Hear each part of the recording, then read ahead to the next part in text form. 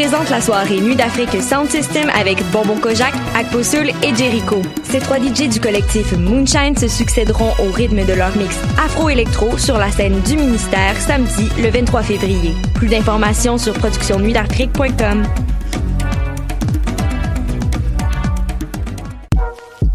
Du 20 février au 2 mars, les rendez-vous Québec Cinéma sont de retour. Au programme, 300 films et 30 événements. Une réflexion sur le cinéma de genre. Des leçons de cinéma avec Brigitte Poupard et Peter Henry Phillips. Des relectures des Boys et de La Petite Vie. Un cabaret avec Jean-Sébastien Girard. Un concert de Denis Placard et des acteurs du film Nous sommes Gold. Des DJ et plus encore sur québeccinéma.ca. Du 20 février au 2 mars, les rendez-vous Québec Cinéma. Une présentation d'Hydro-Québec en collaboration avec Radio-Canada. C'est Ludo qui roule s'en va dans l'espace now. Cette année, au Francouverte, la famille s'agrandit. Du 18 février au 6 mai 2019, le concours vitrine de toutes les musiques vous fera découvrir 21 formations et artistes de la scène émergente. Pour choisir vos soirées, visionner les vidéos et découvrir la programmation, rendez-vous à francouverte.com. Les Francouvertes, une présentation de SiriusXM. Avec ta coop UQAM, apprends à devenir pro. Ta coop, c'est du matériel artistique, 3 librairies et des conseils informatiques, comme par exemple, trouver le meilleur ordinateur pour toi. Quoi choisir entre Apple, Asus, Toshiba ou Surface? Les collaborateurs de la boutique informatique, tous des passionnés, sauront vous conseiller. Encouragez ta coop, que ce soit en magasin ou en ligne, ça fait changement.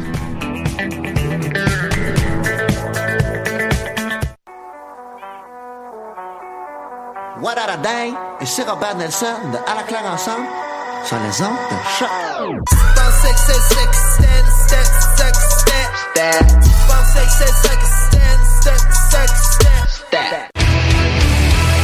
Peu importe c'est où, peu importe où ça se joue. MLS, Ligue des champions, Euro, Mondial. On en parle tout le temps. Dit comme ça fait vraiment bien, mais en vérité, on parle surtout de l'Impact. Football Club, les pionniers du podcast soccer. C'est la référence soccer à Montréal. Tout simplement, les meilleurs. C'est le Cannes Football Club. La boutique du soccer. Bon, le jingle fonctionne, c'est déjà un bon plus. Bonjour tout le monde, Étienne Boutier avec vous pour ce 350e épisode du podcast du Cannes Football Club en compagnie de Monsieur Michael Miller. Hola amigos. Ça va bien Michael? Ça va super bien toi Étienne? Oui, je suis très très très content d'être avec vous. On a aussi avec nous Julien Tardif. Salut, moi aussi très content d'être là Étienne. Yes, et on a Monsieur Fred Lopo. En forme les gars? Ça va bien. Tu disais 350, c'est quand même assez fou. Je me rappelle, quand j'ai commencé, ça s'appelait Soccer sans frontières. SSF. Ça fait un bail. Oui, voilà, exactement. Donc, grosse émission aujourd'hui. On a beaucoup de ben oui, ben non. L'Impact commence sa saison officielle dans 10 jours. Il y a quelques matchs préparatoires, donc je crois que c'était samedi. On a eu samedi ou dimanche, on a eu l'Impact qui affrontait l'Union de Philadelphie. Donc vos impressions pour ceux qui ont vu le match, je sais qu'on l'a pas tous vu là, mais Fred, toi qui as vu une partie du match là, qu'est-ce que Ben écoute, c'est sûr que bon, on a vu quelques combinaisons là qui étaient intéressantes. On a vu que du côté droit, là, Novilo et Sagna, ça prendra pas énormément de temps là à s'adapter. Je pense que c'est 2 gars qui savent jouer au ballon puis qui va être intéressant. Bon, Piatti était pas dans la rencontre. Je pense qu'on voulait l'économiser. Bien aimé les courses du Retier là. Ce sera à voir comment ça va se passer en saison. Et j'ai surtout aimé là le comment bon garde aligne ses hommes. On voit Azira qui va vraiment aider là, Piet un peu plus bas. Je pense que ça va libérer Taider. Puis il y a beaucoup de gens, je pense que Sof puis Nilton en avait parlé, mais je pense qu'il va y avoir une grosse saison là, du moins là, de la façon qu'on a vu l'équipe là, ce samedi. Pour rappeler, le match qui s'est soldé par une victoire de 1-0 de l'Impact de Montréal avec un but de Maximiliano Urruti. Julien, qu'est-ce que t'as pensé du match? Ouais, mais je suis assez d'accord avec Fred en fait, surtout le commentaire sur Azira. Là, je trouve que ça démontre encore une fois un peu le pragmatisme de Rémi Garde, duquel on parlait beaucoup la saison dernière. Je pense qu'on qu'on aimerait tous voir un milieu un peu plus offensif là avec Piet et Taider. Malheureusement, l'Impact n'a pas ça actuellement. Je pense que la manière qu'utilise Azira, considérant qu'il est un peu pris avec lui là pour jouer au milieu de terrain, je trouve que c'est intelligent. Ça permet à Sagna justement sur la droite là, d'être un peu plus offensif. Levitt aussi va monter davantage. Exact. Cette année. Puis je faisais un peu la comparaison là, je sais que c'est gros, mais un peu ce que fait parfois Klopp à Liverpool, c'est-à-dire il va faire descendre Gigi puis Milner un peu à gauche à droite là, pour permettre à Alexander-Arnold puis Robertson de vraiment être offensif. Ouais. On a vu que ça a payé là, je sais pas si Rémi Garde va rester avec cette stratégie là. Sinon moi aussi quand même impressionné de Novillo. On savait pas à quoi s'attendre de lui. Ça reste un match pré-saison, mais je pense que c'est très encourageant. Surtout l'erreur qu'on faisait peut-être là. Oui, Novillo, c'est un gars que bon, sa carrière descendait depuis quelques années, mais c'est quand même un gars qui connaissait déjà Rémi Garde. Fait qu'à l'inverse des autres Antivero, Vargas et compagnie qui sont venus surtout par un lien un peu étrange avec un agent en Amérique du Sud. Mais là, il y avait déjà un lien solide entre Garde et Novillo, donc je pense que c'est encourageant. J'espère qu'il va être capable de vraiment s'imposer sur l'aile droite. Le truc que j'ai trouvé particulièrement intéressant dans ce match-là, c'est que Rémi Garde a vraiment aligné son 11 type, mais il a choisi Victor Cabrera aux côtés de Zakaria Diallo. Je sais pas, selon vous, est-ce que c'est donner une nouvelle chance à Cabrera ou est-ce que c'est un désaveu envers Camacho? J'ai trouvé ça intéressant dans ce match-là. Non, ça va être intéressant de voir la suite. Mais Michael, toi, t'as pas vu le match, mais au dire des deux de tes deux précédents collaborateurs, est-ce que t'es optimiste un petit peu plus par rapport à 2 semaines? Ouais, je suis optimiste, mais j'appellerais ça un optimisme raisonnable. Puis là, je vois qu'il y a un vent justement d'optimisme par rapport au fait que Urruti a marqué un but.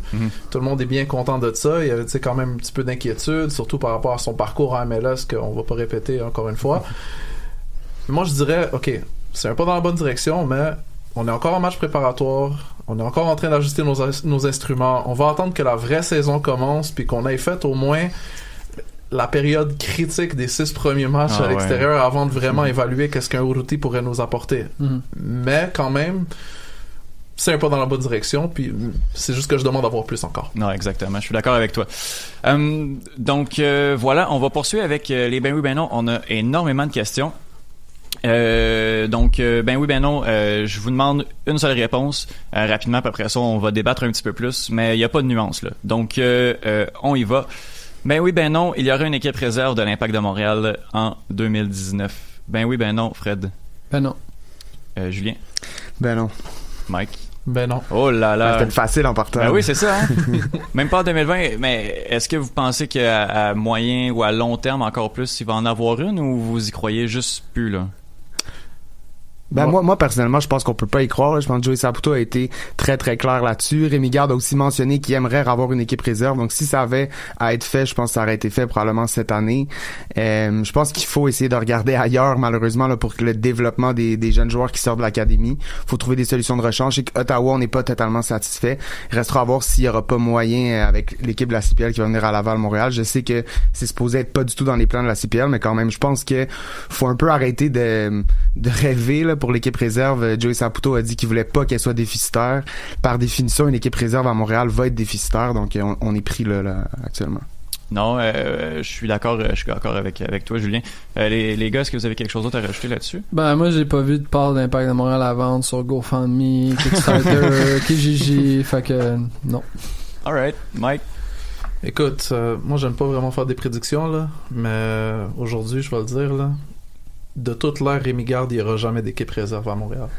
Donc, il quitte cette année. C'est ça. Non, mais plus sérieusement, comme disait Julien, je pense plutôt qu'on va commencer à avoir des deals de prêts qui vont se faire, peut-être pas juste avec une seule équipe, mais peut-être avec des équipes de Canadian Premier League ou encore d'autres équipes de USL.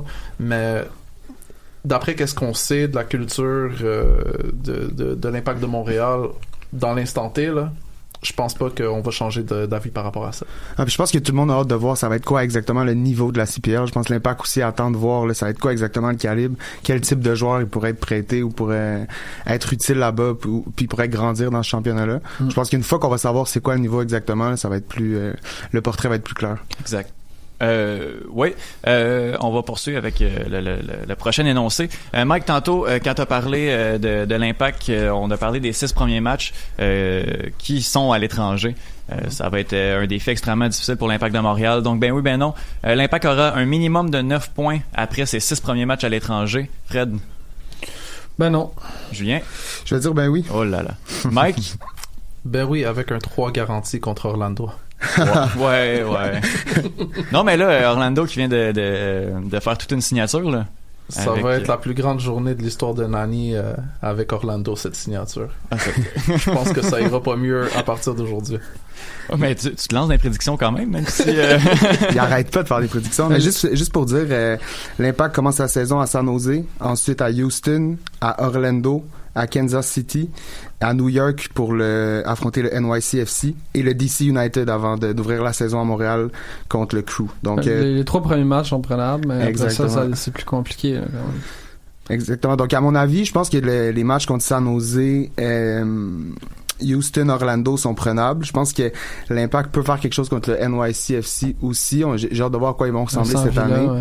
Exact. Après San Jose, ils ont un nouvel entraîneur, là, Mathias Almeida, qui a quand même un gros hype en ce moment. Je sais qu'ils refontent un peu carrément la culture là à San Jose.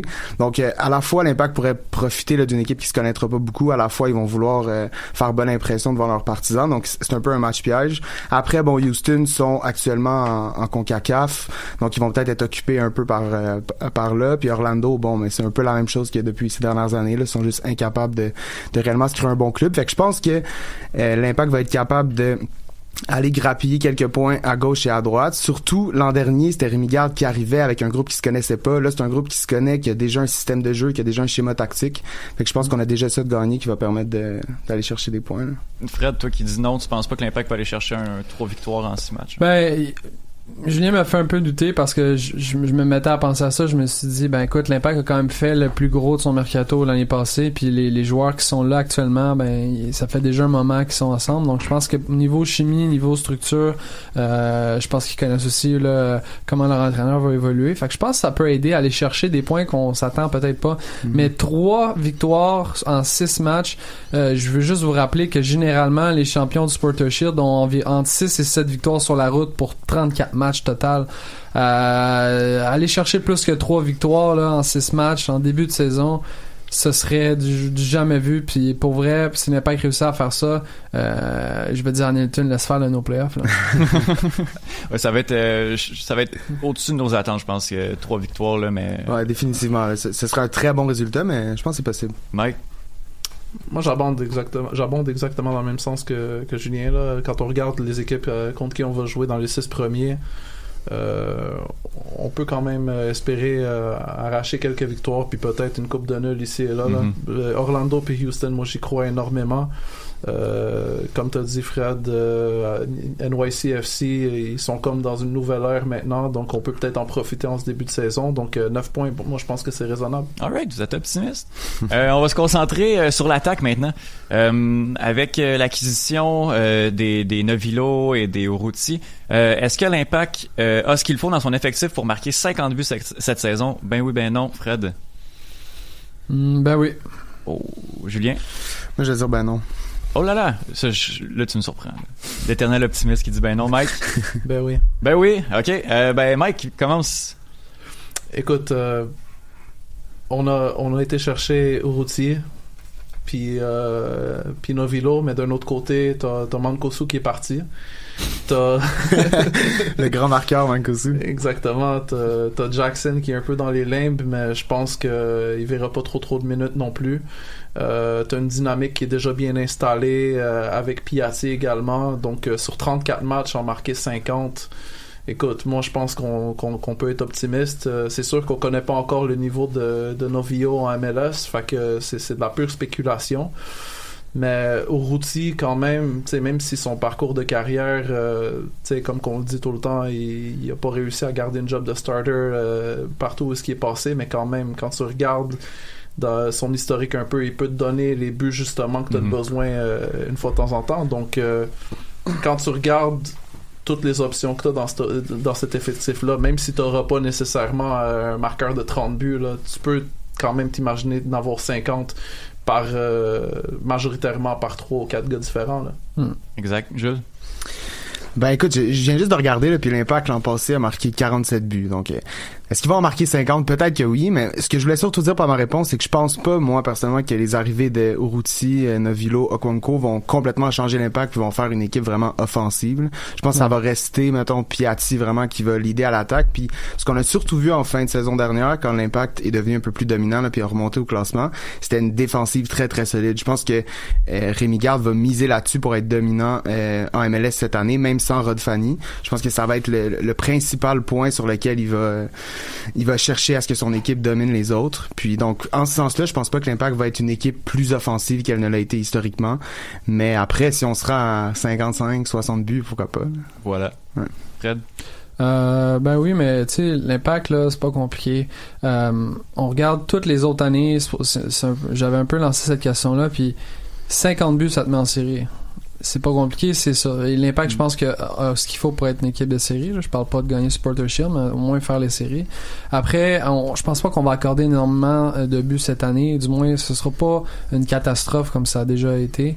Tu prends 5 garbage goals des défenseurs, t'ajoutes 20 buts à Piatti, t'en restes 25 à marquer pour le reste de l'équipe. Je pense que ça se peut. Ça devrait... C'est possible, effectivement. Là, on est à 3 buts près l'année dernière, donc... C'est ça. Donc voilà. Toi, qu'est-ce que t'en penses, Étienne? Moi, je pense que... ben non.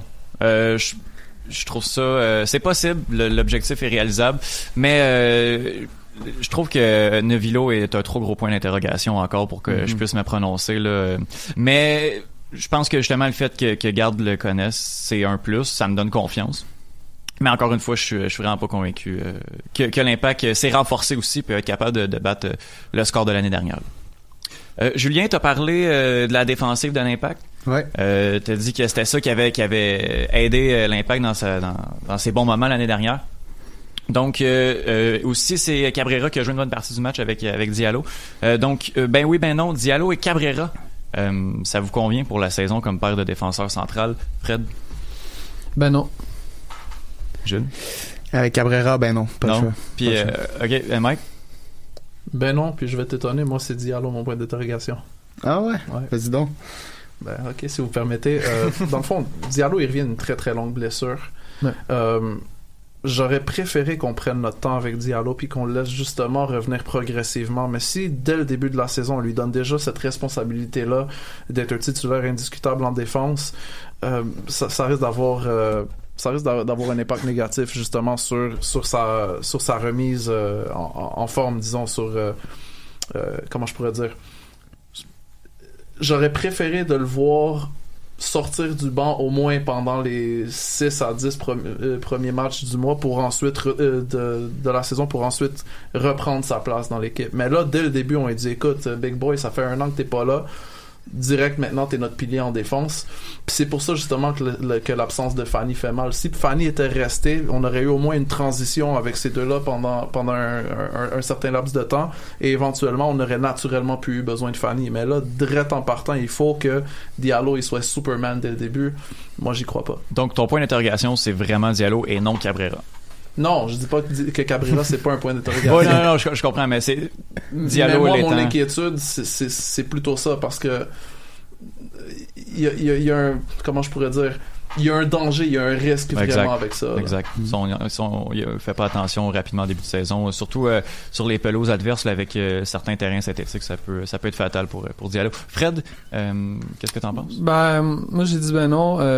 C'est plus Cabrera, on le sait là, c'est physique, c'est toujours compliqué. Là. Il va falloir aussi qu'il arrête. En tout cas, on n'ira pas là. Je pense que c'est un gars aussi qui joue quand même sa carrière. Je pense qu'il joue gros. Il est rendu pas mal. Je crois à la croisée des chemins. Si ça fonctionne pas en MLS, il va peut-être tourner en Amérique latine, mais ce sera pas avec les gros clubs. Donc je pense que cette année il va peut-être un peu changer son hygiène de vie, essayer de rentrer dans les rangs, parce que je pense qu'en défensive là, il y a pas nécessairement de pièces qui sont jouées. Je pense que Diallo peut amener surtout une très belle qualité au niveau de la première passe. Je pense que ça va aider. Physiquement, je suis pas certain. Raitala, on sait que c'est peut-être le meilleur troisième choix à avoir dans une équipe, là, c'est quand même bien. Mais après, Camacho, point d'interrogation x 1000. Donc voilà. Julien?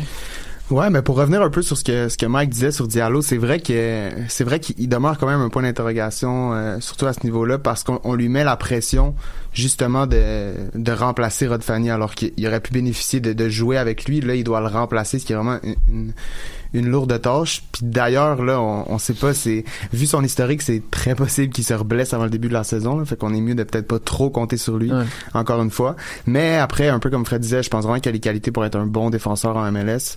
Donc, s'il est capable de rester en santé, je pense qu'il va être utile. Et après, pour Cabrera, j'ai été surpris de voir cette semaine, c'est sa 6e saison avec l'Impact. Cabrera, ça fait 6 ans. Il y a 26 ans, il est arrivé à 20 ans. Puis depuis 6 ans, en fait, c'est exactement le même joueur qu'on voit. Là, on n'a pas vu de progression.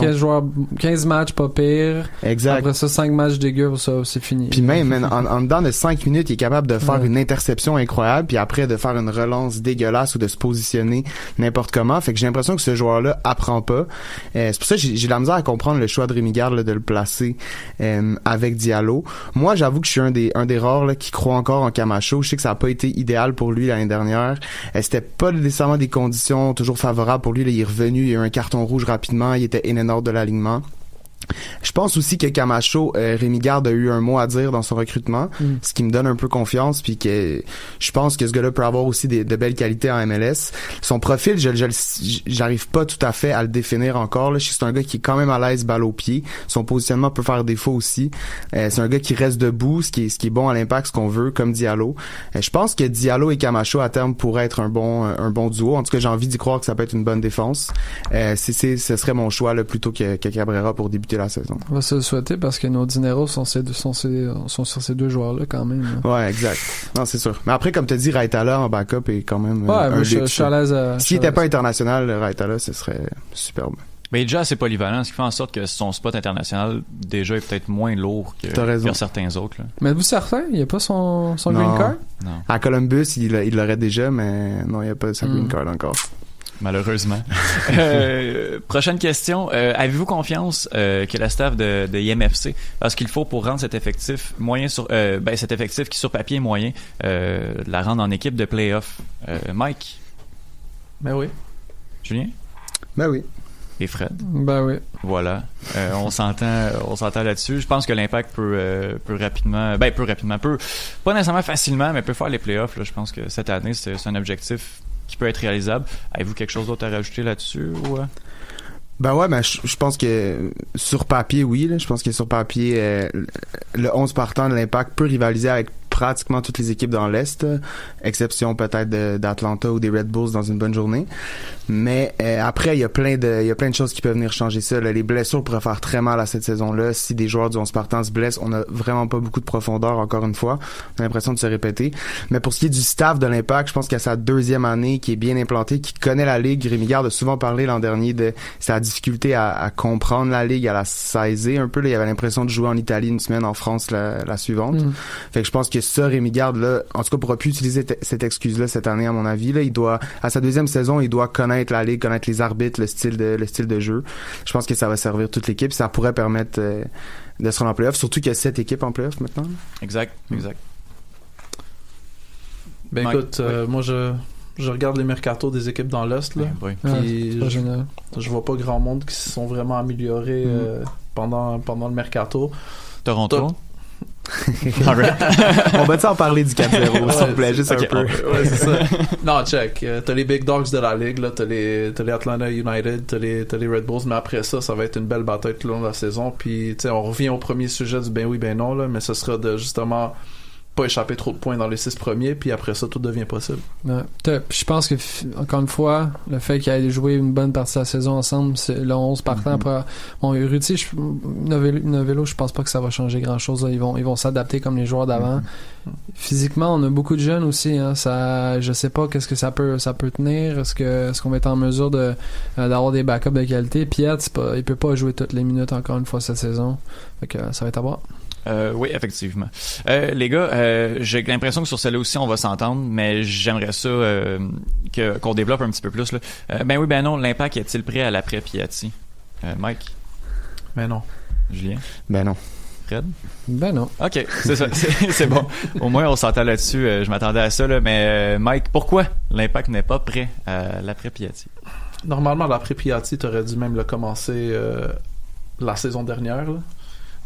Ça fait quand même un bout que Piatti nous avertit à peine à mots couverts que bon, on va pas aller trop en détail là-dedans, mais tu sais, il y a des soucis familiaux en Argentine, puis il souhaiterait justement retourner là-bas éventuellement pour s'occuper de ça. Donc, est-ce que cette année c'est sa dernière saison? Si ça l'est pas, ça va être certainement l'année prochaine. Donc, est-ce que tu veux tomber dans une période où est-ce que tu as un creux entre les deux, puis devoir rebâtir à zéro pour ensuite avoir la chance de peut-être avoir une superstar qui va arriver? Ou est-ce que tu veux commencer vraiment à bâtir tout de suite pendant que ta superstar, elle est encore ici, puis d'avoir la chance de justement peut-être faire un truc spectaculaire en playoff, sait-on jamais? Est-ce que ça voudrait signifier qu'on va avoir une grosse arrivée au mois de juillet? Peut-être, Fred? Moi, j'y crois pas, là, avec le contexte de la masse, puis l'argent qu'on a dépensé cette année. Moi, pour vrai, je voyais comme peut-être le prochain... Je voyais Silva remplacer Piatti. Honnêtement, je pense qu'il avait les qualités pour... Peut-être pas marquer 25 buts chaque année, mais je pense que c'est un gars facile en MLS, 10 buts, 10 passes. Je pense que c'était quelque chose d'assez facile pour lui. Donc, je le voyais remplacer. Alors ça prenait toujours une acquisition pour aider, là. Mais là, je regarde cet effectif-là. J'ai rien contre les frères Choignard, mais à gauche, on a un blessé. Ouais, effectivement. Ben, ça a tout été le gros problème de l'Impact. Surtout que Piatti a jamais joué une saison complète, là, 34 matchs de suite. Habituellement, il va jouer une bonne majorité, là, mais il y a tout un 4-5 matchs dans l'année qui est plus ardu. Septembre, c'est toujours compliqué. Ouais, exact. Julien?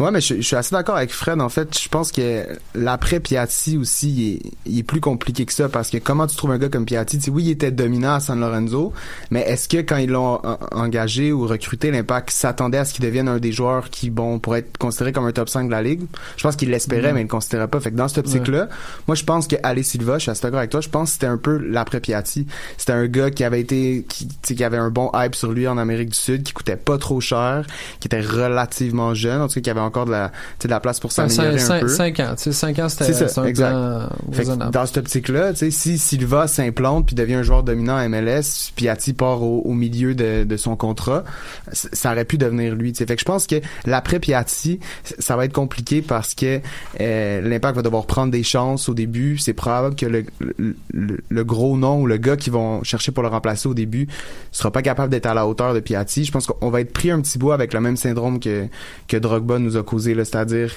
oui, on veut une vedette, mais comment on peut trouver une vedette qui est à la hauteur de Didier Drogba? Mais je pense que ça va être la même chose avec Piatti là, pour l'après Piatti. Donc, inévitablement, on va être déçus. Je pense que c'est quelque chose qui nous frappe depuis près de 3 ans. L'après Drogba, là. Ouais, exact.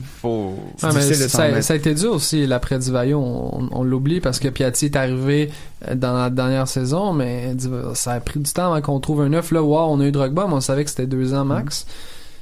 On cherche encore un neuf. Exact. On misait à l'époque sur Jack McInerney, là. Faut quand même se le rappeler, là. Entre Divayo et Drogba, là. Mais c'est pour ça, je pense que le meilleur après Piatti, ça pourrait être Rémi Garde. Si Rémi Garde est là assez longtemps pour vraiment instaurer un système de jeu qui part de l'académie même puis qui monte, ben là, je pense qu'on va avoir quelque chose de stable qui va nous enlever cette espèce de dépendance-là qu'on a eu à Divayo, à Drogba puis à Piatti. J'ai eu peur. Je pensais que t'allais dire qu'elle allait remettre ses crampons. Ah, on aurait besoin de lui, là. Ça veut-tu dire qu'il va falloir manger des grilled cheese pendant 2 saisons avant de recommencer à gagner? C'est plutôt ça le danger, là. Si jamais tu dis à Rémi Garde, OK, on compte sur toi pour développer quelque chose, puis que lui... Il sera plus là. Non. Mais c'est ça aussi. Rémi Garde va être là combien de temps? T'sais? Combien de temps avant qu'il reçoive une autre offre peut-être plus intéressante ailleurs? Parce que la MLS, c'est trop paritaire comme ligue pour dire, OK, je ferai pas les séries pendant X nombre d'années. Je pense que c'est impossible. Bon, ouais, pour step back, puis après ça, essayer de repartir puis de reconstruire. Là, tanker, prendre le premier choix. Exactement. Ça marche moins, mais là, pour l'instant, Piatti est là. Piatti va finir l'année. On sait pas après ça qu'est-ce qui va arriver. On a une Piatti dépendance à l'Impact. Ouais. Mais on serait peut-être dépendant à un autre joueur et j'aimerais ça vous entendre là-dessus. La perte de Samuel Piette pourrait faire davantage mal à l'équipe que celle de Piatti. Michael? Ben oui. Julien? Je veux dire ben non. Fred? Ben non. Oh! Elle est plus difficile celle-là. Julien, je veux que tu commences. Ouais, ben, elle est vraiment difficile, t'as raison, parce que c'est probablement le 2 joueurs dans les plus importants de l'Impact à leur poste respectif. Ouais. Je pense par contre que on a vu tellement souvent Piatti aller chercher des points à lui tout seul, sauver carrément une saison de l'Impact. Puis c'est pour vrai là, à chaque fois qu'il marque, ça doit augmenter d'un énorme pourcentage les chances de l'Impact d'aller chercher des points. Après, Samuel Piette est hyper important aussi. Je pense qu'il est excellent dans sa manière de détruire le jeu.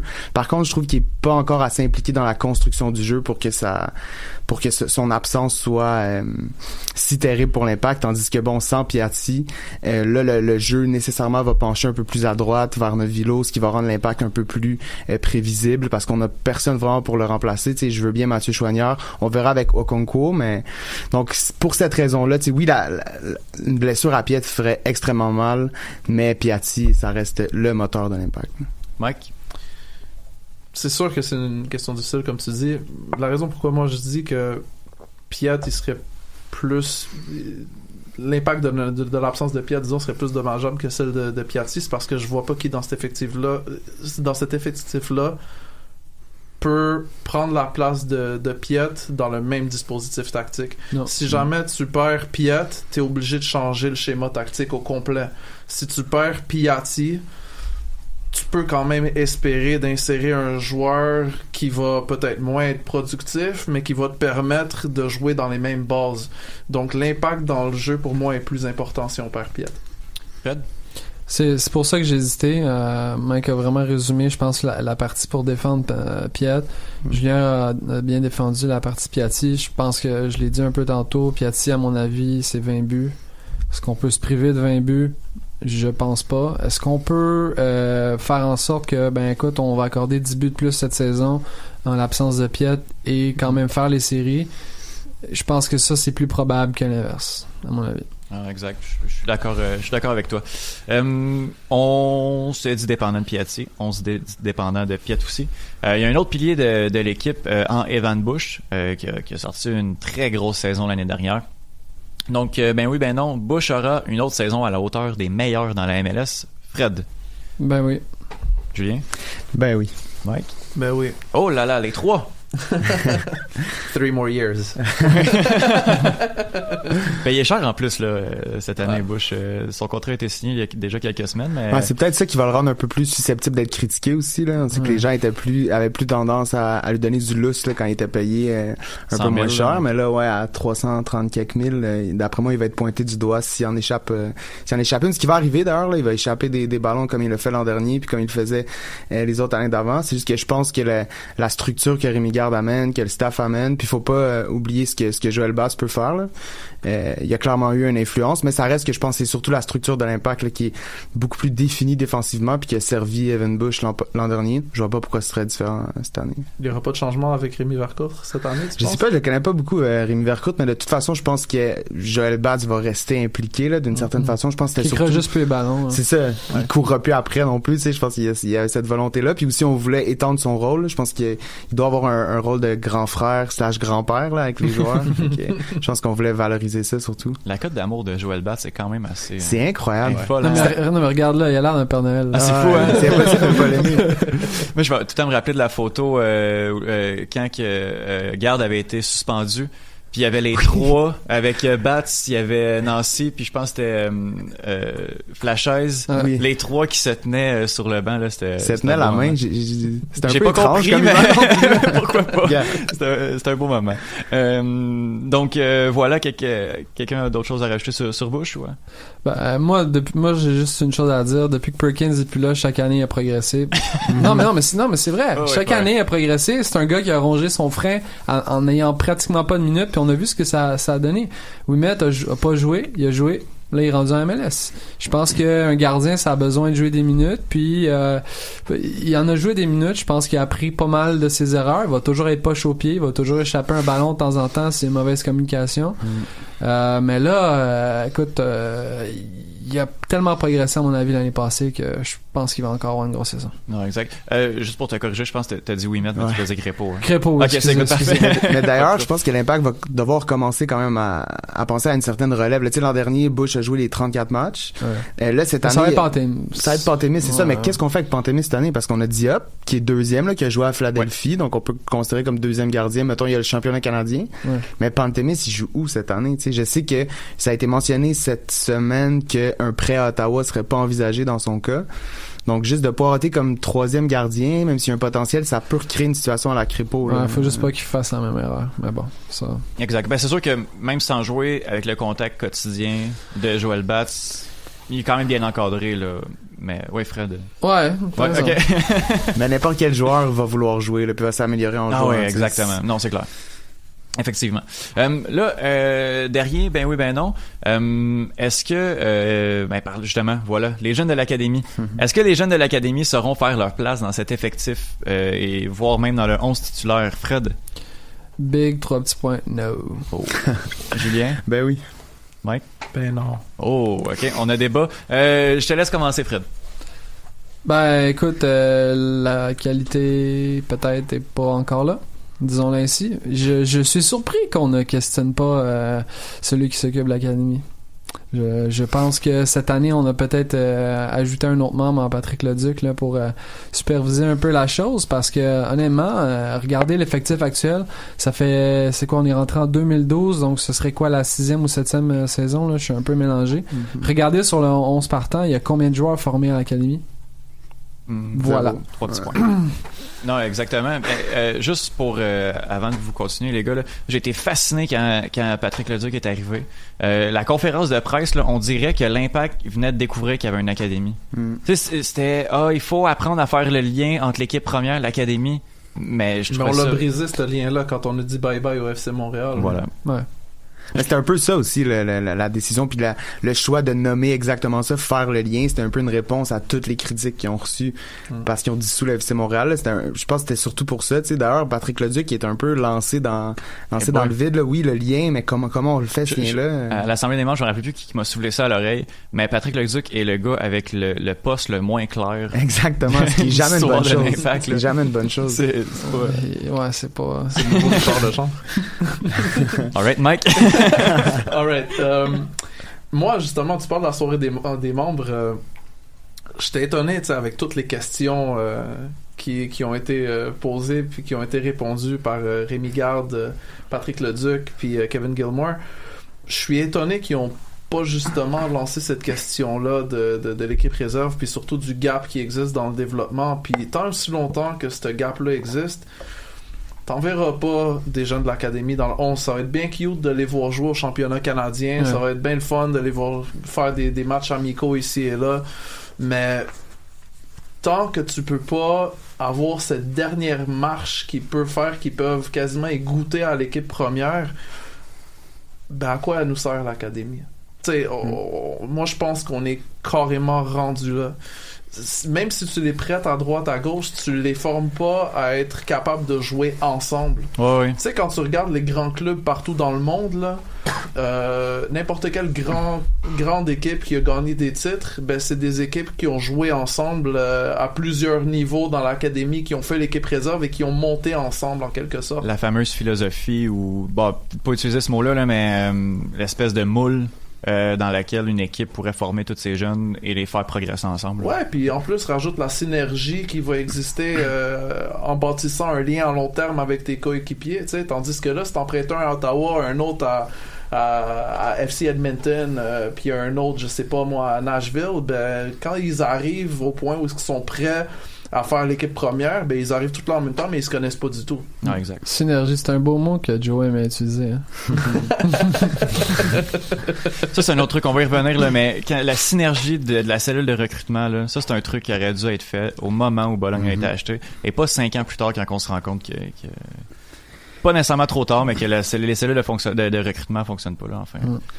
Ma petite montée de lait. Bon, c'est sûr que l'impact est surtout bon pour éteindre des feux, là. Mais je voulais juste rajouter à ce que disait Mike, parce que c'est dommage, parce que l'académie, quand même, depuis quelques années, est vraiment solide, là, à tous les niveaux, les U19, les U17. Puis ils développent des joueurs pros, là. Ah, exact. J'étais méchant tantôt, mais ils développent des joueurs pros, juste pas à l'impact. Tu sais, on a vu les U17 cette semaine qui sont qualifiés pour la Ligue des champions de cette catégorie-là, donc ce qui est quand quand même un bel accomplissement aussi.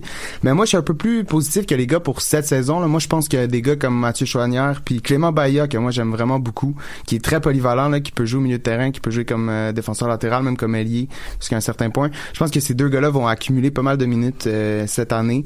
J'ose croire, si on parlait tantôt de qui pourrait combler le trou que laisserait, mettons, une blessure à Piette ou à quelqu'un au milieu de terrain. Je pense que des gars comme Bahia, comme Kroliki, comme Mathieu Chouanière, comme je sais que Kroliki vient pas du Chamitchom, exact. Quand même sur papier là, c'est un bon joueur. Ouais, je pense que c'est des gars en comité qui vont vraiment avoir beaucoup de minutes cette saison. Puis Chamitchom est souvent nommé par les joueurs comme un gars qui est hyper bon à l'entraînement, qui est super bon techniquement. On l'a vu, c'est ça. Puis il y a le physique, il y a un bon physique, exact. Une belle vitesse.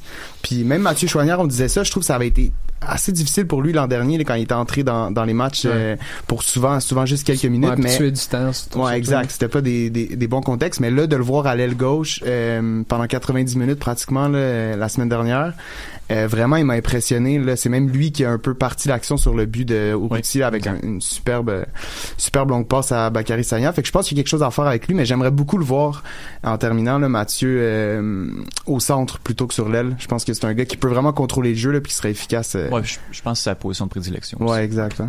Good. Hey, c'est ce qui va conclure nos nombreux ben oui ben non pour cette semaine. Fred, est-ce que tu voudrais nous parler du secret le mieux gardé d'Europe, s'il te plaît? Oui, les gars, écoutez, pour ceux qui suivent pas nécessairement la Serie A et le foot en Europe, je vais juste vous parler, ça va être assez court, là, d'un joueur qui est arrivé au AC Milan là, pendant le mercato d'hiver, Krzysztof Piatek, qui est un Polonais là, de 23 ans qui a rejoint la Serie A cette année et qui a été acquis par Genoa pour, faut se le rappeler quand même, 4 millions d'euros seulement, et a été vendu là, au mercato d'hiver, soit 6 mois plus tard là, pour la modique somme de 35 millions d'euros. Je pense qu'on peut appeler ça un bon retour sur investissement. Écoutez, ce gars-là vous dit peut-être encore rien, mais c'est actuellement le deuxième buteur là, de la Serie A, tout juste derrière Ronaldo. On s'y attendait quand même, Ronaldo allait être bon en Serie A, mais là on voit un gars qui sort pas mal de nulle part. C'est un gars qui a un parcours vraiment vraiment similaire là, à Robert Lewandowski. C'est un gars qui a joué 2 saisons dans le fond au senior avec des équipes en Pologne là, il était à Cracovie je crois et qui a marqué là, plus ou moins 0.5 buts par match. C'est exactement les mêmes stats là, que Lewandowski avait eu à l'époque avant de joindre à BVB et les deux ont fait le saut là, en Europe dans les grands championnats à 23 ans et c'est exactement ce que Piatek a fait. Je vous disais qu'il était le deuxième meilleur marqueur là, de la Serie A actuellement, juste pour vous rappeler, pour l'instant là, en 4 matchs avec l'AC Milan a déjà 6 buts et avec Genoa c'était 19 buts en 21 matchs. C'est quand même assez impressionnant là. Écoutez, il y a déjà 17 buts en championnat. Ça a été compliqué en fin là, d'année là, avec Genoa parce que ils ont changé d'entraîneur et là il se retrouve avec des joueurs qui sont capables de lui faire des services. Déjà là les grosses équipes à l'époque en janvier ont fait des offres. Vous direz grosse équipe, je mets West Ham dans la même phrase, mais West Ham a quand même offert là, 50 millions d'euros pour aller le chercher. Le Real Madrid s'est intéressé également à lui, mais on attendait là, de voir la situation, comment allait finir Higuaín et tout ça. Chelsea également, là, si on n'était pas capable de mettre la main sur Higuaín, était intéressé à Piatek, et Liverpool également là, qui voulait aller chercher un peu de profondeur à l'attaque. Donc c'est quand même un joueur qui sort de nulle part, mais je vous rappelle un peu là, c'est exactement le même profil, le même genre de développement là, qu'a connu Robert Lewandowski, et on connaît là, son dans le fond là, comment il a percé en Bundesliga.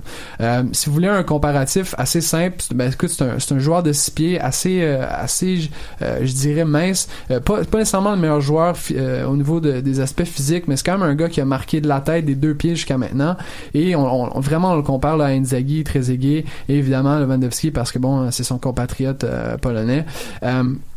Il a quand même réussi aussi à faire un record. Je me rappelle pas des chiffres exactement, mais il a déjà marqué 6 buts là. Je pense que c'est à peu près en 300 minutes avec l'AC Milan. Vous savez, tous les joueurs qui ont passé en Serie A, c'est le gars qui a le recordman dans le fond là, du joueur qui a marqué ses 6 premiers buts le plus rapidement. Là. Donc je pense que c'est un nom à retenir. Je pense pas qu'il va rester longtemps en Serie A. C'est un joueur qui va pouvoir là, aller aider les plus grands clubs.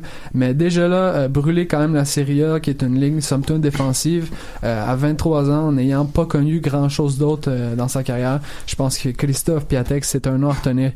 Et puis, si vous voyez vos jeunes cette saison-là, dans la saison d'été, faire la célébration avec les pistolets, vous saurez que c'est lui. Ça vient de Krzysztof Piatek, qu'on a bien hâte de suivre. Oui, Michael? Ouais, moi je me demandais, Fred, est-ce que tu penses, parce que là t'as nommé des vraiment très très grands noms du football, là, comme base comparative, des Inzaghi, des Lewandowski. On parle de profil de joueurs. Je pense pas qu'il y aura le même genre de carrière, mais c'est vraiment en termes d'attributs, là, c'est des joueurs qui sont comparables. Mais c'est ça justement, tu sais, moi je pense à un autre grand nom de la Serie A qui est peut-être oublié, mais tu sais, un Luca Toni par exemple, qui a eu une très belle carrière sans pourtant être une légende au même titre qu'un Inzaghi, admettons. Tu sais, est-ce qu'on pourrait espérer une carrière comme celle-là, ou est-ce qu'on pourrait plutôt être inquiet, disons, de le voir tourner comme Andrea Bellotti a tourné par exemple, c'est-à-dire les mêmes promesses, le même potentiel, et finalement une offre qui n'a pas été acceptée quand elle aurait dû être acceptée, puis aujourd'hui on voit un joueur qui est malheureusement en train de plutôt régresser en Serie A. C'est dur à dire parce que on voit que bon, son entourage là, juste son équipe d'agence, c'est une équipe d'agence qui a seulement des joueurs en Pologne, qui essaie de développer des joueurs là. Ils vont prendre des joueurs en bas de 25 ans, essayer de les amener dans des grosses équipes. Déjà ça, c'est un entourage qui, je pense, qui est plus professionnel. C'est pas nécessairement la famille qui vont dire ok, va jouer à telle place pour les fans et pour l'argent. Déjà là, je pense que ça aide. Il y a quand même turn down des offres assez intéressantes parce que comme n'importe quel joueur qui va jouer au Milan, parce que c'est un peu la seule raison, il était fan quand il était jeune. Non, mais c'est vrai. Déjà là, tu vois que c'est un gars qui va être fidèle envers ses équipes. Je pense que Bellotti, son problème, c'est qu'il voulait quitter, puis c'était écrit dans sa face. Je pense que lui, Piatek va rester dans les mauvais moments. Puis tu parlais de la carrière de Luca Toni. Je peux pas dire que c'est une carrière que j'aimerais avoir vécue, honnêtement. Jouer dans tellement d'équipes. Je pense que c'est plus un gars qui va marquer son lot de buts, 10 à 15 buts pendant 10 ans. Puis après ça, c'est un joueur qui va s'effacer. Mais je pense que c'est un nom qu'il faut retenir là, dans les prochaines années. Est-ce que c'est un peu lui qui a poussé Higuaín hors de Milan, ou? Ben, Higuaín, vous le savez, aime beaucoup le Nutella, les Oreos, et toutes les choses qui finissent avec du gras. Donc, je pense pas que ça a été compliqué pour lui. Je pense qu'il était pas nécessairement bienvenu avec les tifosos au Milan. Donc, l'AC Milan cherchait désespérément un attaquant. On a même passé à Morata, Batshuayi, et ainsi de suite. Quand on a eu l'opportunité d'avoir Piatek, on l'a eu à discount, là, faut être honnête, parce que c'est un joueur qui, en ce moment, là, selon plusieurs analyses, pourrait valoir déjà jusqu'à 70 millions, ce qui est fou. Non, je pense que il y a vraiment ça a vraiment fonctionné entre Leonardo, le directeur technique, et lui, parce qu'il voulait venir jouer à AC Milan. Donc Higuaín, c'était la chose qui était inévitable. Je sais pas ce qu'ils mettent dans l'eau en Pologne depuis quelques années, mais il y a vraiment des gros joueurs qui sortent, là, sont sur une bonne génération. Tu sais, il y en a beaucoup qui passent par Dortmund, justement. Là, je pense qu'il y a Piszczek, là, qui est solide aussi. Il y a beaucoup de Polonais aussi en Serie A. Je pense qu'il y a quand même un lien à faire entre les deux. Donc les Polonais ont décidé là de mettre les bouchées doubles parce que c'était une nation qui tenait qui avait un petit peu de la difficulté, puis là on les voit chaque année, ils sont capables de se qualifier pour la Coupe du Monde ou l'Euro. Donc malheureusement ils sont passés à côté un peu l'été dernier, mais ça arrive. Des choses prochaine fois. Alright, pour terminer l'émission, on va parler de Ligue des Champions, les gars. Il y a eu deux journées de match, en fait, mardi, mercredi, 2 matchs par jour. Et puis, j'aimerais ça là, qu'on fasse un rapide tour de table avec le temps qui nous reste, là, parler de vos impressions sur les matchs qui ont eu lieu. Donc, premièrement, il y a eu Lyon-Barça. Mike. Pourquoi Mike? Donc, avant de commencer, je voudrais vous rappeler de nous suivre sur le blog Grand Podcast en compagnie du magnifique Alec Avendano. Et on va décortiquer un peu plus en profondeur ce match-là à notre prochain épisode. Qu'est-ce qui s'est passé avec l'Olympique Lyonnais? Moi, je pense pas que le Barça a autant mal joué que qu'est-ce que les gens ont dit. Il y a eu une pluie d'opportunités, mais un manque flagrant d'opportunisme. Et moi, je pense que c'est plutôt l'Olympique Lyonnais qui a eu une chance en or de prendre l'avance dans cette série qu'il ne l'a pas fait. Peut-être, tu sais, je pense pas qu'ils ont été intimidés, là. Je pense que quand même leur défense était extrêmement bien organisée. Bruno Lopez a été magnifique dans les buts. T'as aussi le jeune défenseur central Denayer qui a été incroyable. Léo Dubois également. Tu sais, ils ont eu une défense qui était quand même assez hermétique, mais c'est peut-être justement ça qui a été leur péché dans ce match-là, c'est qu'ils n'ont pas essayé assez de se projeter vers l'avant pour aller essayer de chercher ce but-là. T'as eu une bonne chance en début de match de Terrier. Je pense que c'était une barre transversale, puis après ça, il n'y a plus eu grand-chose. Mais de l'autre côté, ils ont tous manqué. Dembélé, Suarez, Messi, surtout Suarez. Suarez, je pense qu'il y a eu un match qui était absolument catastrophique, malgré le fait qu'il a touché à énormément de ballons. Messi, il y a beaucoup de monde qui l'ont critiqué hier aussi. Moi, personnellement, je pense qu'il est encore peut-être pas tout à fait remis de sa blessure. Puis Dembélé a été une menace quand même, surtout le long du match. Donc moi, je pense que ça va faire mal aux Lyonnais, puis je pense qu'au match retour, le Barça va confirmer d'une façon assez convaincante. Le match qui s'est terminé par la marque de 0-0, là, je sais pas si on l'avait précisé, mais 0-0 au match aller à Lyon. Les gars, avez-vous autre chose à rajouter sur ce match-là? Sinon, je vous lance... Non, moi j'ai regardé Liverpool-Bayern qui a fini 0-0 également. Le match à Anfield, c'était un bon match de foot aussi, là, même si le 0-0 pourrait insinuer autre chose. Je pense que Liverpool va se mordre les doigts, même s'ils n'ont pas accordé de but à l'étranger. Ils ont eu énormément d'occasions. Là. C'est rare qu'on va dire ça, mais Mané puis Salah ont vraiment manqué d'opportunisme. C'est vraiment un match qui aurait pu finir à haut pointage. Surtout que Liverpool, était sans Virgil van Dijk, toujours suspendu. Puis même là, c'est le milieu de terrain Fabinho qui a dû remplacer en défense centrale parce que Lovren puis Joe Gomez sont blessés aussi. Donc déjà là, le fait de garder le 0, mais dans ce contexte-là, c'est déjà une bonne chose. Après, il pourrait se mordre les doigts là parce que le Bayern à Munich il risque d'être exact. C'est ça, ça va être tout un autre match. Par contre, là, c'est peut-être le duel selon moi là qui pourrait être le plus serré ou le plus intéressant à regarder au retour là, parce que je pense que Liverpool dans une bonne journée, est offensif, est capable de marquer des buts, donc ils vont possiblement être capables d'en mettre au moins un à Munich. Il s'agit de voir là, si avec le retour de Van Dijk, ils vont être capables de tenir. On sait qu'il y a Kimmich aussi, là, le latéral droit du Bayern qui va être suspendu. Donc je pense que ça va être un match très intéressant. J'avoue presque espérer là, que Liverpool l'échappe et se concentre sur la Premier League pour s'assurer du titre. Mais en tout cas, c'est sûr que ça va être une belle série jusqu'à la fin. Là.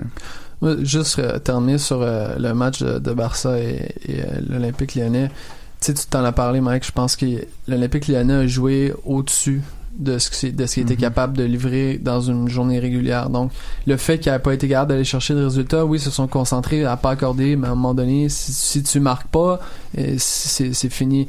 Puis je pense que à un moment donné, la loi des stats fait en sorte que des gars comme Messi, à un moment donné, ils vont marquer. Malheureusement, je pense qu'ils l'ont perdu, pas en accordant pas, mais en ne marquant pas. Puis ça va leur faire mal. Puis écoute, t'as bien résumé là, Liverpool et Bayern. Je pense que c'est un des matchs qui va être le plus intéressant au retour, puis c'est pas facile à les gagner à Munich. Je peux vous dire que les équipes en Bundesliga, ils sont un peu tannés de tout ça. Effectivement. Il n'y a pas eu de but qui a été marqué mardi. En fait, mais c'était deux bons matchs. Soccer plat. C'est le mot du soccer plat. En fait, le soccer s'est repris aujourd'hui parce que il y a eu deux matchs à haut pointage. Fred, est-ce que tu as vu un de ces deux matchs-là? Non, malheureusement, j'ai pas eu la chance. Tout ce que je sais, c'est que Mike m'a parlé un peu là que ça aurait été intéressant que Schalke cause la surprise, mais malheureusement, Célie on réussit quand même à aller chercher le résultat malgré le carton rouge de Tomandi, classique, on dirait. Mais non, moi je suis content de voir ces équipes-là, des équipes un peu qu'on s'attend pas, justement, Lyon, Schalke. J'aurais aimé ça les voir aller faire des résultats au match aller. Mais bon, écoute, on peut pas toujours faire ce qu'on veut. Schalke qui menait 2-1 quand même. Même que City avait marqué le premier but. On revient de l'arrière 2-1. Otamendi, il se prend un rouge et puis après ça, en 10 minutes, c'était rendu 3-2 pour City. J'ai regardé le match avec Mike, j'ai sacré un peu au troisième but de Manchester City. Mais le plus intéressant peut-être, par contre, c'est c'est la Juve là qui va chercher Ronaldo pour gagner en Ligue des Champions, puis qui perd 2-0 contre l'Atlético. Il y a même eu un troisième but, en fait le premier de Morata qui a été refusé pour une petite poussette sur le défenseur là. On sait que, en tout cas, on ne reviendra pas. Mais la Juve quand même qui s'incline 2-0 avec un Ronaldo un peu invisible à part un coup franc direct là, bien sauvé par Oblak. Qu'est-ce que t'en penses, Fred? Moi je suis pas étonné, c'est leur kryptonite, ce type d'équipe là, puis au même titre comme Mike disait avant le podcast, la Juve peut être cette kryptonite là pour plusieurs équipes, mais là je pense qu'ils ont vraiment frappé la pire équipe contre qui ils pouvaient jouer. La Juve aussi, c'est une équipe qui est quand même intéressante. À chaque fois qu'on la voit au plancher battue, elle a toujours réussi à remonter. Puis elle est quand même, oubliez pas là, c'est pas la première fois qu'une équipe avec Ronaldo au match aller ça va pas très bien. Puis après ça, il nous met 3 buts au match retour. Donc je pense pas nécessairement qu'ils vont passer, mais prenez jamais une équipe avec Cristiano Ronaldo en Ligue des Champions pour battu. Ah non, il y a eu la fameuse remontada contre Wolfsburg, là, si c'est à ça que tu fais référence, là. Où est-ce qu'il a marqué 3 buts au match retour? C'était quoi, c'est 5? C'était 2-0 au match aller contre Wolfsburg, puis au retour, ils ont fait 3-0. Ah, c'est ça, 3-2 au cumulatif. Je suis d'accord avec toi. Moi, Hammerling pleure encore, on peut saluer Philippe. Moi, je serais pas prêt à enterrer la Juve tout de suite. Le joueur qui avait besoin, le finisseur qui avait besoin, ils ont été le chercher, donc il reste encore 90 minutes. Maintenant, l'Atleti ont fait la performance qu'il avait besoin. Il y a un but qui a été refusé de Morata contre son ancienne équipe, donc il va devoir toujours attendre avant d'avoir son premier but avec Atleti. Mais bon, moi je peux imaginer Atleti s'en aller au Juventus Stadium puis vraiment fermer la boutique, rien laisser passer, chercher la qualification. C'est l'équipe pour le faire, là. Ouais. Définitivement. Non, effectivement, donc 2-0 là, c'est quand même jouable, malgré que j'aurais aimé ça que la Juventus allait mettre un but quand même en fin de match. Ça a poussé un peu, ça a passé proche, mais on a malheureusement pas réussi. Et puis j'ai l'impression que pour Schalke, par exemple, est-ce qu'on peut dire que c'est terminé? Oui, pour se rendre là, au stade de Man City, au Etihad Stadium, puis réussir à gagner malgré les 3 buts encaissés à domicile, ça va être un peu trop difficile, je pense. Ouais. Surtout qu'on connaît les ambitions de Manchester City. Malgré tous les titres anglais qui ont gagné les 3 depuis le début du projet des Émiratis, qu'est-ce qui leur échappe? C'est vraiment cette Coupe d'Europe, puis surtout, à peine à mots couverts, ils veulent l'avoir avant leur cousin du Paris Saint-Germain. Bien dit. Belle flèche de lancer.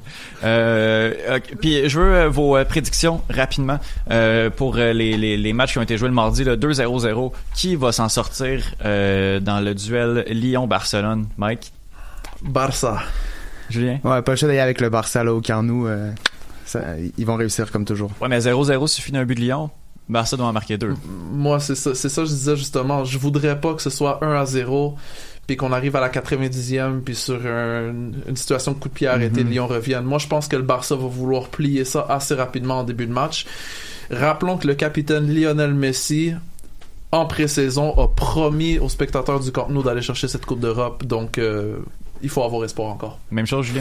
Ouais, je suis assez d'accord. C'est exactement ce que j'allais dire. Là. Je pense que Messi a été très clair cette année qu'il n'y arriverait pas les mêmes catastrophes que les 2 dernières années. Donc, je pense que là, ils sont prêts, ils s'y attendent, ils vont répondre présent là, pour cette deuxième match-là. Et puis, pour l'autre match, Liverpool-Bayern, au Bayern, Julien, fan de Liverpool. Ouais, écoute, j'ai pas le choix, je vais y aller avec Liverpool. Je pense qu'ils vont réussir à aller mettre le but là, qui va faire mal un peu comme tu disais, Mike. Là, j'ai l'impression que Bayern va peut-être marquer rapidement. Puis à la toute fin, là, Liverpool va réussir à sortir un petit tour du chapeau, là, probablement d'un des 3, Salah, Firmino ou Mané. Donc je pense que Liverpool sur la peau des fesses, mais Liverpool. Mike? Liverpool aussi, je pense que ce groupe-là est encore resté jusqu'à sa fin à cause de la décevante finale de l'année dernière. C'est une équipe qui est extrêmement ambitieuse également, qui a le titre anglais toujours à portée de main, même si bon, il y a une petite glissade de ce côté-là, mais c'est bien dit. Une petite. Sleepy Gerrard. mais je pense que Liverpool, qu'est-ce qu'il faut pour battre le Bayern et passer en quart de finale. Parfait. Je suis d'accord avec vous, mais Bayern, comptez-les pas pour mort. Les gars, pour finir l'émission, je veux vous remercier. Merci à toi, Étienne. Une superbe animation, comme toujours. Merci, c'est très gentil. Première fois à la console. J'espère que ça n'a pas trop paru. Vraiment pas. Je vais vous laisser parler de vos podcasts respectifs. C'est le temps, la dernière minute de plug. Donc, Mike, tu nous as parlé du Blog Runner Podcast, mais il y a autre chose. The premier podcast about the Canadian Premier League. Un podcast en anglais, 100% CanPL. Le seul podcast 100% CanPL au Québec. Et on le fait en anglais. Donc, vous voyez le paradoxe. Mais je pense que tu peux étendre ça au bon. Est-ce qu'il y en a un autre? Sur les CanPL dans le monde? 100% non. 100% okay. non. Mais tu sais, on parle de CanMNT, on parle de Canadian Championship aussi. Puis à l'occasion, il y a du contenu en français quand il y a des entrevues etc. Parfait. Ah, puis je sais pas c'est quand votre prochain épisode, mais là, avec la nouvelle qui vient de sortir, que la CanPL et la Coupe des voyageurs et les équipes nationales féminines et masculines, c'était entendu avec Mediapro pour 10 ans, pour les droits à la fois, tu me corrigeras, là, mais à la fois régionaux et nationaux. Exact. Donc ça, c'est super intéressant. J'ai hâte d'entendre votre prochain podcast, là, vous allez en parler. Un gros bonjour à Adi Raphaël, mon partenaire dans ce podcast. Voilà, Julien, je te laisse 10 secondes. Yes, moi, j'ai mon podcast Le Match en main qui va revenir avec le début de la saison et mes chroniques toujours le dimanche sur le danslescoulisses.com. Parfait. Pour ma part, il ne reste plus beaucoup de temps. On écoute les Trois Lions. Rar. MLS, Ligue des champions, Euro, Mondial. On en parle tout le temps. Ben, des fois, on parle de cuisine, mais pas longtemps. Cannes Football Club. C'est la référence soccer à Montréal. Tout simplement les meilleurs.